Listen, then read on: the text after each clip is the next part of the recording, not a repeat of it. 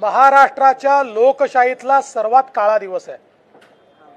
महाराष्ट्राच्या इतिहासातील सर्वात घाबरट आणि सर्वात पळपुट सरकार कुठलं असेल तर ते ठाकरे सरकार, महाविकास आघाडीचं सरकार आहे। हे आज सिद्ध झालंय। विधानसभेमध्ये विद्यापीठाच्या कायद्यावर अकॅडमिक चर्चा सुरू असताना जाणीवपूर्वक ठरवून चुकीच्या पद्धतीने ऑब्जेक्शन घेऊन त्या ठिकाणी चर्चा न करता हे विधेयक मंजूर करून घेण्याचा पाप आज सरकारने केलाय आणि दुर्दैवाने या पापामध्ये विधानमंडळाचं सचिवालय देखील पूर्णपणे सामील असल्याचं आमच्या लक्षात आलंय। खरं तर आम्ही अतिशय महत्त्वाचे ऑब्जेक्शन त्या ठिकाणी मांडले होते। या राज्य सरकारला विद्यापीठांना आपलं शासकीय महामंडळ बनवायचं आहे। नवीन विद्यापीठ कायद्याने आत्तापर्यंतच्या कुठल्याही कायद्यात कधीही मंत्र्यांना विद्यापीठाच्या प्रशासकीय आणि अकॅडमिक बाबीत ढवळाढवळ करण्याकरता कुठलीही तरतूद नव्हती। 2016चा जो कायदा झाला तो दोन्ही सभागृहाने एकमताने कायदा केला, संयुक्त समितीने कायदा केला। त्यातही विद्यापीठ राजकारणापासून दूर ठेवली। पण आता मात्र जे उच्च व तंत्र शिक्षण मंत्री आहेत यांनी स्वतःला प्रकुलपती म्हणून घेतलाय आणि या प्रकुलपतींना कुलपतींचे सगळे अधिकार त्यांनी घेतले आहेत आणि रेग्युलर विद्यापीठाच्या प्रशासकीय आणि अकॅडमिक बाबींमध्ये या ठिकाणी हस्तक्षेप करायचा अधिकार त्यांना मिळालाय।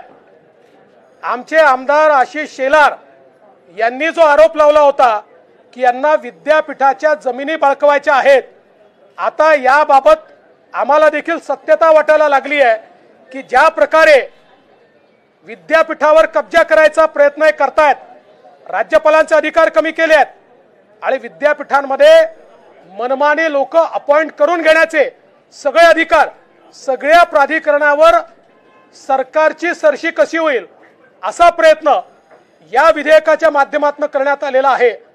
आणि खरं जर पाहिलं तर जे नवीन शैक्षणिक धोरण आहे त्या नवीन शैक्षणिक धोरणाच्या पूर्ण विरोधात हे विधेयक या ठिकाणी आलंय।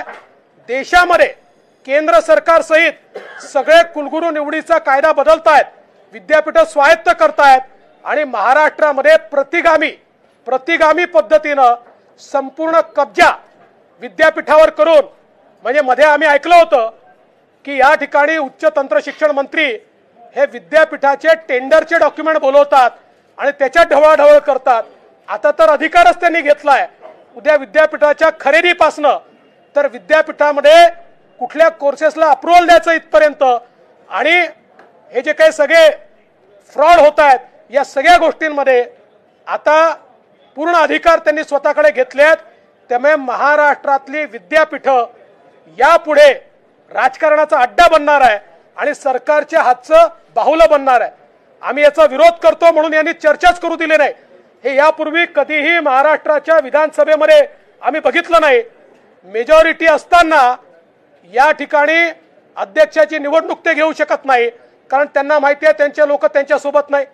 मेजॉरिटी असताना एक बिल ते पास करू शकत नाही कारण त्यांना माहिती आहे त्यांचे लोक एकतर आमदार मध्ये उठून गेली त्यांच्या अंगावर ओरडून, त्यामुळे त्यांना माहिती आहे की त्यांचे आमदार त्यांच्या विरोधात आहेत आणि म्हणून सगळ्या प्रकारचे नियम बाजूला ठेवून अशा प्रकारचा हा कट या ठिकाणी रचण्यात आलाय।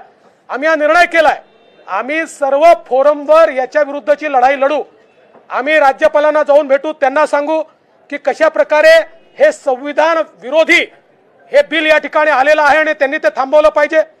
त्यांच्या अधिकारात असेल तर ते जरूर त्याचा विचार करतील।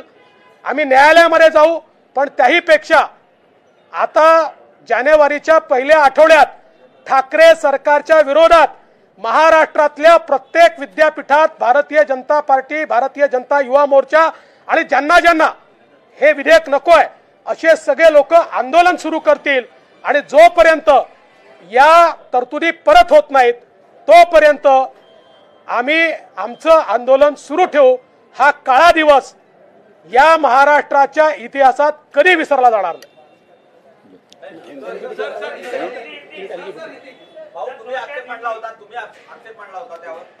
आज खरं तर लोकशाही दहशतीत नेण्याचं काम या सरकारने केलं.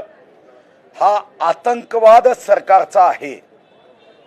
विद्यापीठाच्या माध्यमातून या राज्याची शैक्षणिक प्रगती व्हावी यासाठी सन्माननीय विरोधी पक्षनेते देवेंद्रजी अतिशय उत्तम सूचना मांडत असताना या बैमान सरकारनी बैमानी करत लोकशाहीच्या सर्व प्रथा परंपरा याचा उल्लंघन करत हा कायदा या ठिकाणी पास करण्याचा प्रयत्न केला आहे. ज्या कायद्याच्या माध्यमातून या सरकारला यांच्या कुटुंबात असणाऱ्या अभ्यास न करणाऱ्या विद्यार्थ्यांना मेरिटची मार्कशीट द्यायची आहे. या अगोदरही सरकार हे दुसऱ्याची मार्कशीट घेऊन स्वतःचं नाव नंबर टाकून या ठिकाणी आलं आणि तीच बैमानी विद्यापीठाच्या माध्यमातून करण्याचा यांचा प्रयत्न आहे. खरं तर या राज्यामध्ये शाहू महाराजांचं हे राज्य आहे. हे राज्य विश्वरत्न भारतरत्न महामानव डॉक्टर बाबासाहेब आंबेडकरांचं राज्य आहे. हे राज्य क्रांती ज्योती सावित्रीबाई फुले, क्रांती सूर्य महात्मा ज्योतिराव फुलेंचं राज्य आहे. या ठिकाणी एवढी शिक्षण क्षेत्रामध्ये अव्यवस्था करण्याचं पाप या सरकारच्या माध्यमातून होते आहे. सन्माननीय विरोधी पक्षनेते देवेंद्रजींनी जे सांगितलं, आता या सरकारच्या विरुद्ध या राज्यातील तरुणांना आवाहन करत उठ तरुणा जागा हो, या सरकारच्या विरुद्ध संघर्षाचा धागा हो. यासाठी चांद्यापासून बांद्यापर्यंत, गडचिरोलीपासून गडहिंग्लज पर्यंत या महाराष्ट्राची तरुणाई आम्हाला जागवायची आहे. एका गोष्टीचं आश्चर्य वाटतं, तुम्ही या कायद्यामध्ये अनैसर्गिक कृत्य करणारे यांना तुम्ही सांगितलं सदस्य घ्यायचं आहे, यादी कोण करेल? तुम्ही सांगितलं की या संदर्भामध्ये समलैंगिक संबंध ठेवणारे जे लोक आहे त्यांना सदस्य करायचं आहे, हे तपासणी कोण करेल? तुम्ही सांगितलं की या ठिकाणी अनैसर्गिक संबंध ठेवणाऱ्यांना सदस्य करायचं आहे, हे कोण ठरवेल? उदय सामंत.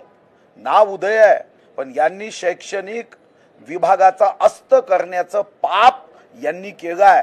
आता या क्षेत्रामध्ये ज्या पद्धतीने या अधिवेशनात कोणत्याही पद्धतीची चर्चा न करू देता जे कृत्य या ठिकाणी झालं, हे या शतकातलंच नव्हे तर या सहस्त्रकातलं सर्वात मोठं पाप आहे. कौरव सभेमध्ये जशा पद्धतीने घटना व्हायच्या, आज यांनी लोकशाहीचं वस्त्रहरण केलं आहे आणि जनता यांना यांची जागा दाखवल्याशिवाय राहणार नाही. तुम्ही हिंदीत गंभीर आरोप केलाय की विद्यापीठाच्या जमिनी बळकवण्याचा प्रयत्न या माध्यमातून केला जातोय. कोण पाठीशी आहे वाटतं या सगळ्याच्या? नाही, केवळ आता हे तर शंका आहेत जमिनी बळकवणे, पण उद्याच्या काळामध्ये आत्ता परीक्षांमध्ये जसे घोटाळे झाले तसे घोटाळे होऊन डिग्र्या विकल्या गेल्या तरी देखील आम्हाला आश्चर्य वाटणार नाही. कारण आता मंत्र्यांनी अकॅडमिक निर्णय देखील आपल्या हातामध्ये घेतले आहेत. म्हणजे मंत्री आता हे कुलगुरूंपेक्षा जास्त अकॅडमिक समजणारे झालेले आहेत, शिक्षण तज्ज्ञांपेक्षा जास्त झालेले आहेत. त्यामुळे ज्यांचा आग्रह होता, आता ते तुम्ही शोधून काढा, सभागृहात दिसत होतं कोणाकोणाचा आग्रह होता. ज्यांचा आग्रह होता त्यांचेच उद्दिष्ट जी आहेत ती या ठिकाणी चुकीची दिसत आहेत. आज महाराष्ट्र की विधानसभा का काला दिन है. महाराष्ट्र में जो यूनिवर्सिटी एक्ट का अमेंडमेंट बिल लाया गया था उसके ऊपर हम चर्चा कर रहे थे. बिना चर्चा के, जब चर्चा ठीक से चल रही थी, ऐसे समय उस बिल को चर्चा रोककर मंजूर किया गया. एक प्रकार से लोकतंत्र की हत्या की गई. और ये बिल क्या है, तो आज हम सब लोग ये प्रयास करते हैं कि हमारा यूनिवर्सिटी का जो शिक्षण है या हमारी यूनिवर्सिटीज है, हमारे विश्वविद्यालय है, इनको राजनीति से दूर रखा जाए. किंतु इस बिल के कारण महाराष्ट्र के उच्च तंत्र शिक्षण मंत्री को उपकुलपति का दर्जा मिला है और उपकुलपति के रूप में, प्रो चांसलर के रूप में वे इन सारे विश्वविद्यालयों में प्रशासकीय और एकेडमिक डिसीजंस ले पाएंगे या उस प्रकार के निर्देश दे पाएंगे। इतना ही नहीं तो सीनेट की अध्यक्षता भी वो कर पाएंगे, इतना ही नहीं तो कॉन्वोकेशन की अध्यक्षता भी वो कर पाएंगे। इस प्रकार के कुछ बदलाव किए गए हैं, जिन बदलावों के कारण महाराष्ट्र की यूनिवर्सिटी को एक प्रकार से उन्होंने सरकारी महामंडल के रूप में इस्तेमाल करने का विचार किया है, यह स्पष्ट दिखता है। इसका हम विरोध करते हैं। यहां पर हमको रोका गया, यहां पर लोकतंत्र की हत्या की गई। हम जनता के कोर्ट में भी जाएंगे, हम हाई कोर्ट में भी जाएंगे, हम राज्यपाल जी के पास भी जाएंगे और जनवरी महीने में महाराष्ट्र के सारे विश्वविद्यालयों में भारतीय जनता पार्टी, भारतीय जनता युवा मोर्चा और जितने लोग यूनिवर्सिटी को बचाना चाहते हैं, ऐसे सारे के सारे लोग आंदोलन शुरू करेंगे। और जब तक ये जो कानून तैयार हुआ है ये सरकार वापस नहीं लेती, तब तक हम लोग संघर्ष करेंगे। विधानसभा अध्यक्षपदाच्या निवडणुकीला अजून अडकवून ठेवलं म्हणून आरोप काढला सरकार।